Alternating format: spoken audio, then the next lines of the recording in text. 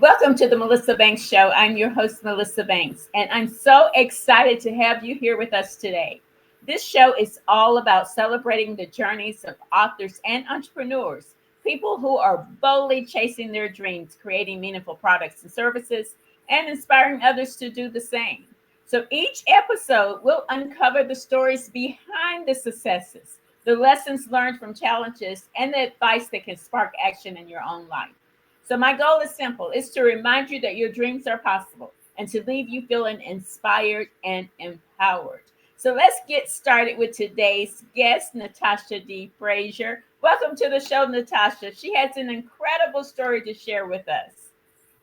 Thank you so much for having me, Melissa. I'm excited to hear more about your journey. So I wanted us to start with the beginning. Did you always want to be an author, or what sparked your journey, and how did you turn the dream into a reality? Ooh, okay. So now we're going to go way, way back. So the idea of writing kind of started when I was about like 15, 16 years old. I started reading the arabesque romance novels. I don't know if you're familiar with those, the BET romance novels. So my mom used to buy them from Walmart, but she would never read them. And so one day, I was like, Mom, can I read the book? And, she was like, yeah, you can read it. But of course, like, because she would buy them and not read them, like, she didn't know what was in them. And so, I started reading them, fell in love with the whole romance aspect. And then, it's funny because two of my cousins I found out would read the books too. So, we would read the books and, trade them. We had this whole thing going on, reading, trading, and all of that. So it was around that time that I fell in love with the written word. And, as I grew in my faith, because also around that time when I was about 16 years old, that's when I accepted Christ.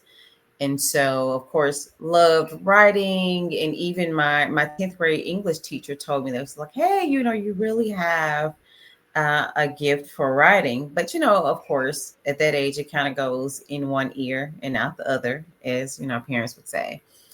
And it wasn't until, when I got to college, my first week of school, I'd never forget. I was walking through the different buildings with one of my hallmates, and she was an English major. I was a business administration major.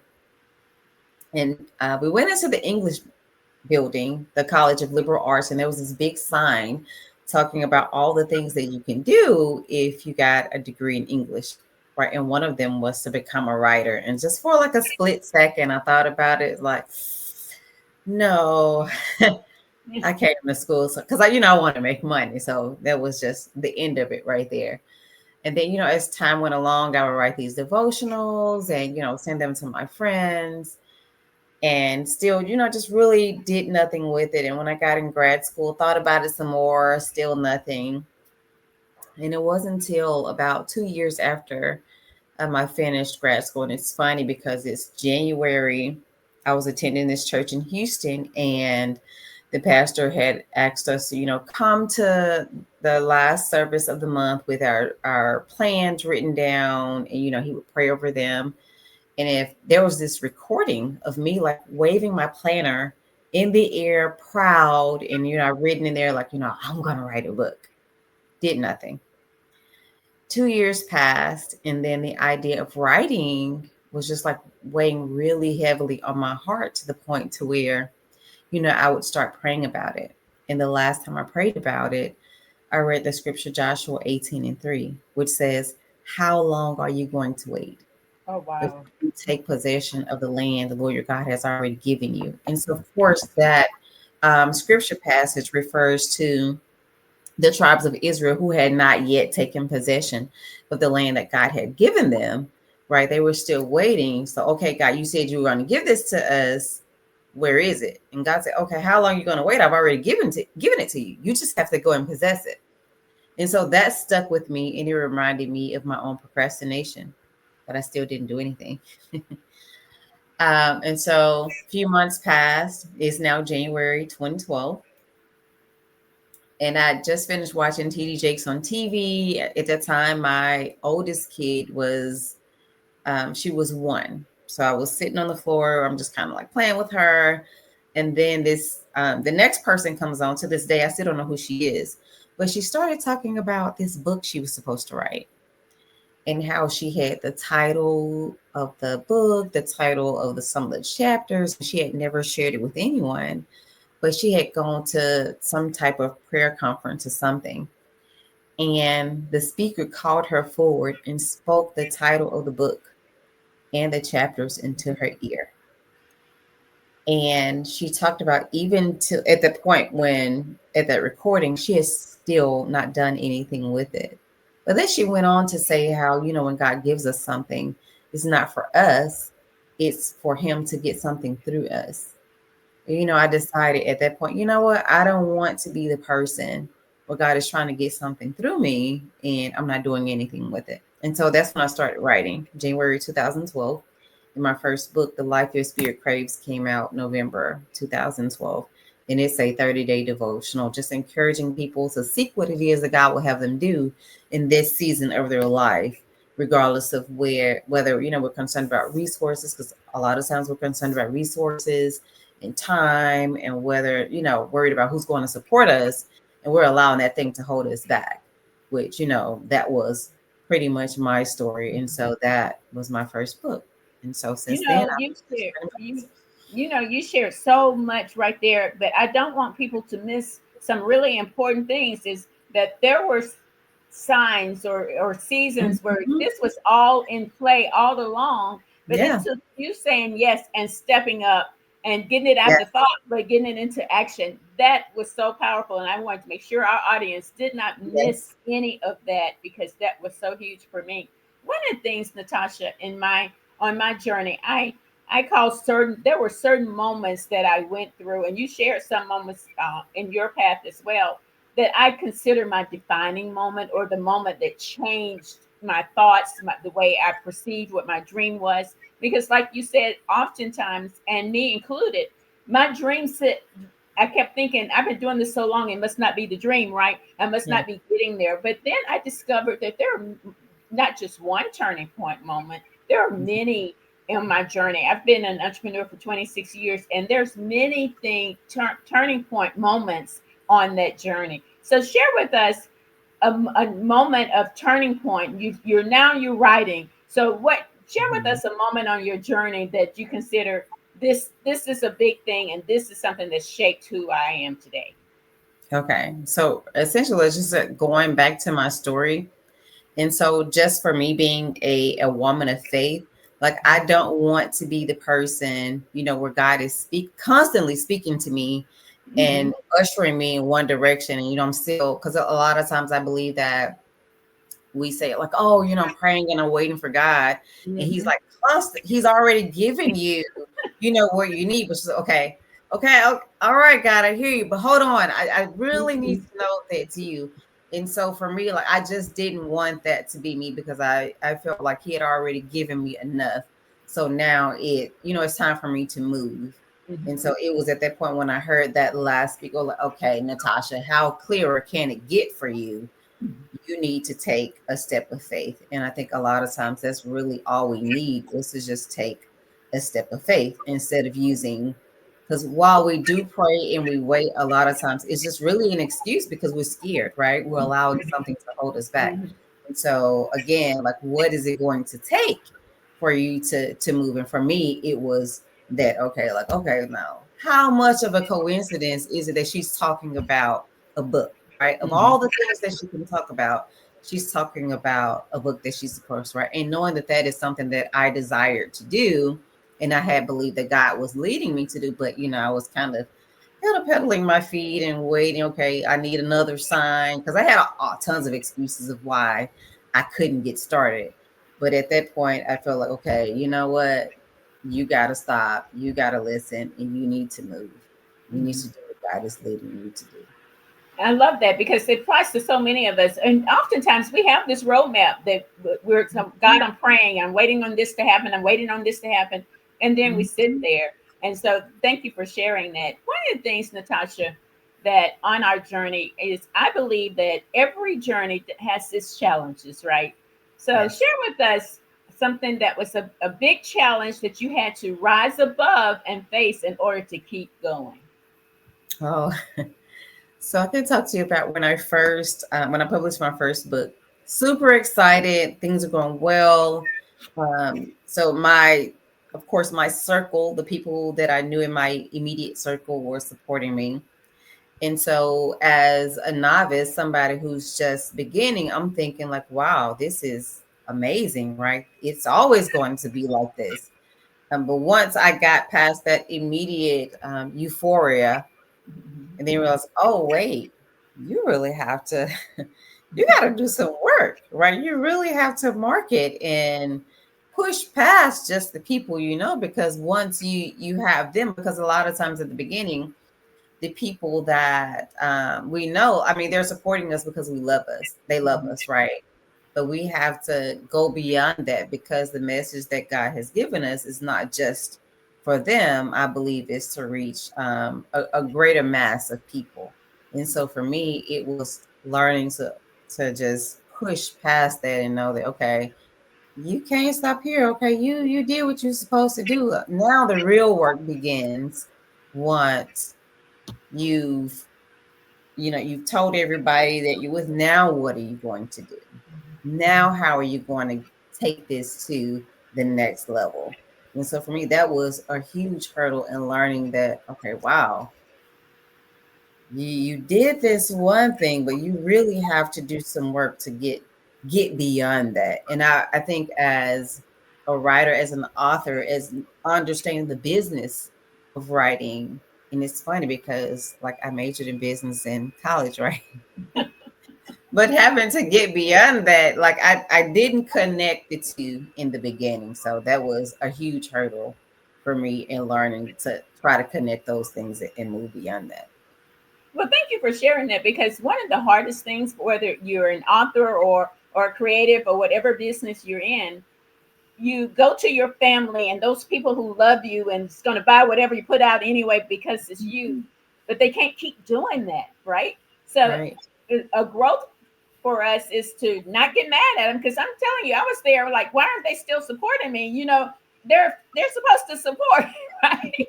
And I wanted to come back to that because that applies to so many of us. We think that that family and that friend circle is what the business is all about, and then our eyes open Mhm. and we Yeah. realize you got to get beyond that, and this is where the work begins, and that is huge. And so many, I'm sure there's so many people that's hearing you right now that can relate to that.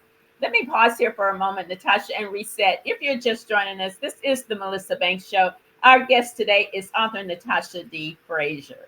Oh, say, Natasha, I want to talk about your book. Your books are powerful. They have a message. What is it that you hope the reader will walk away from when they read your books? Okay, so most of the books that I've written lately are primarily romance, fiction, inspirational romance. And so one thing I really want people to understand is that I think a lot of times we exclude God from that part of our lives, right? When God is love. And so, throughout my stories, I want people to know that God can work through any situation. I think so many times we minimize who God is. God is much bigger than we can imagine. And so if we just allow him in to work through any situation that we're going through in our lives, in addition to what we're experiencing in our love lives, then God can work through all of those things too. So not to just minimize God, but just to allow him in into every area of our lives and not to exclude him when it comes to romance, for sure. Oh, awesome. My next question is about your journey. And I would like for you to share one of the lessons that you've learned on your journey that has shaped your perspective, shaped your thought processes that our audience can glean into and take away from today's conversation. So one of the biggest things that I've learned is to study the craft. And it's funny when I look back on it. When I first started writing, I had this coach, and she asked me, "What, what are the books, in the because my first book was a devotional, Mm-hmm. and she asked me something to the effect of what other books out there will like mine. I'm thinking, oh, no, none of them. Like, my book is special. There's nothing like this. Uh, like, are you kidding? Like, one of a kind. But of course, that is novice thinking, because so many books are fairly similar, right? And one of the biggest things I've learned is just to read in the genre that you're writing in. And for me, in the beginning, I didn't want to do that because I felt like what I read would bleed into what I was writing. And I think that's just really such a novice way of thinking of things, because now even when I'm reading fiction, it's weird how my brain works. So even though I'm reading the story, I'm still thinking about my story. And I may read something and think like, oh crap, that's what I need to do. And I can put the story down and get back into what I'm writing.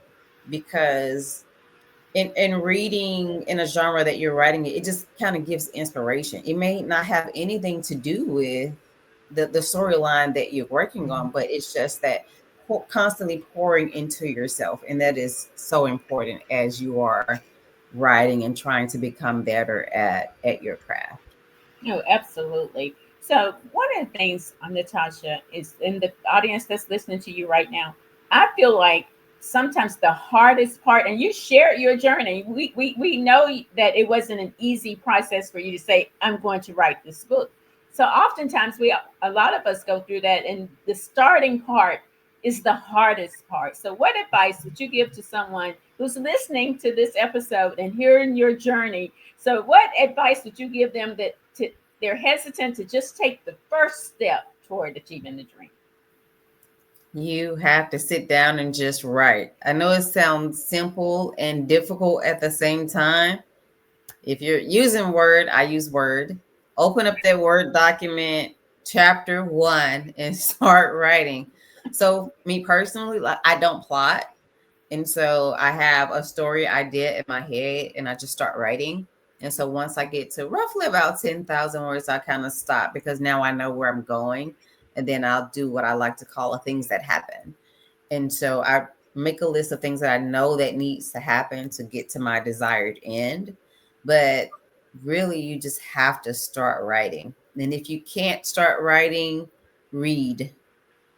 Writers read and writers write. You have to do both of those things in order to develop your craft and to grow as a writer. You got to write. You got to start somewhere. And just remembering that, like, what you write on the page in the beginning, it doesn't have to, that's not the end, right? You have editing, you have proofreading. It's not going to be your final product.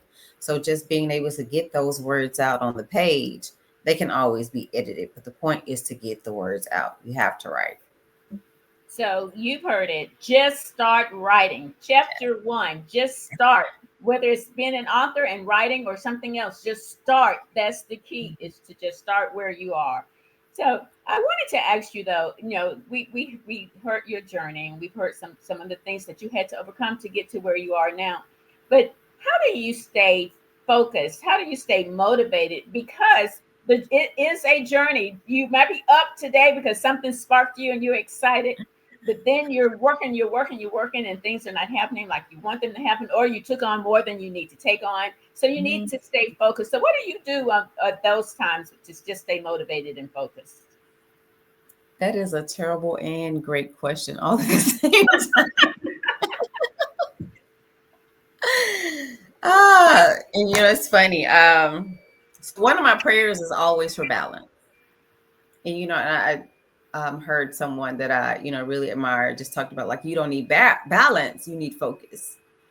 And because I have so many things going on, so I write, I'm a fitness instructor, I have my full-time job, of course I have my family with 3 kids, and so there's always something happening.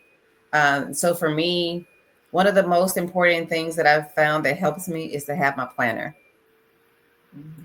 If I have my planner, I plot out that time of, okay, during this time, this is what you're going to do.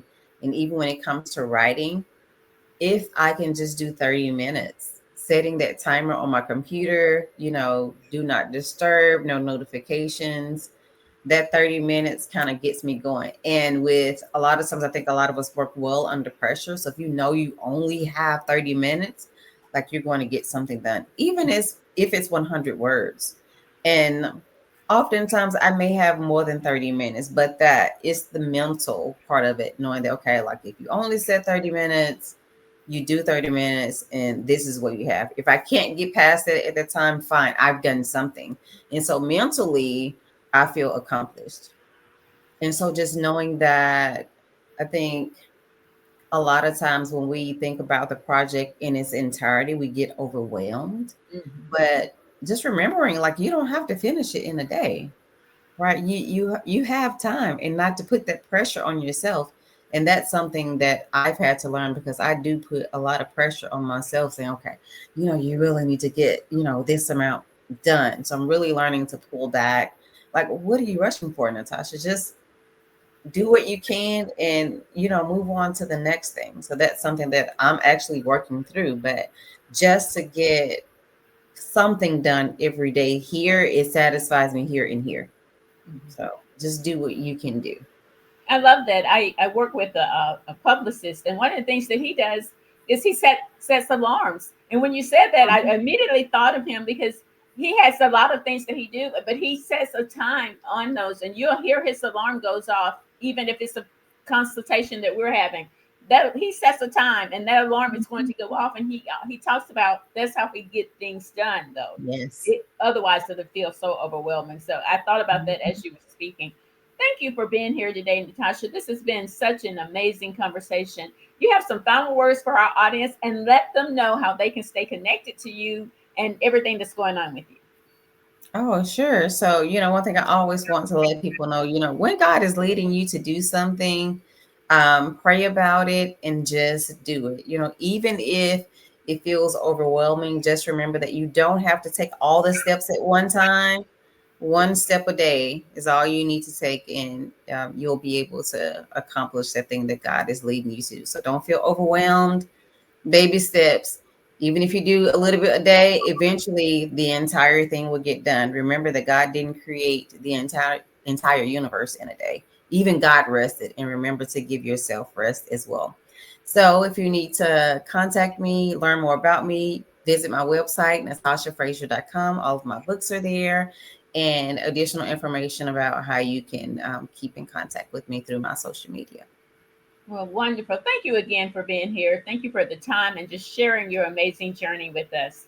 And thank you to our guest audience for joining us for the Melissa Banks Show. Today's conversation with Natasha Frazier reminded you that your dreams are within reach, no matter where you're starting. So until next time, I'm your host, Melissa Banks, saying your journey is unique, your dreams are valid, and you have the power to design the life you love.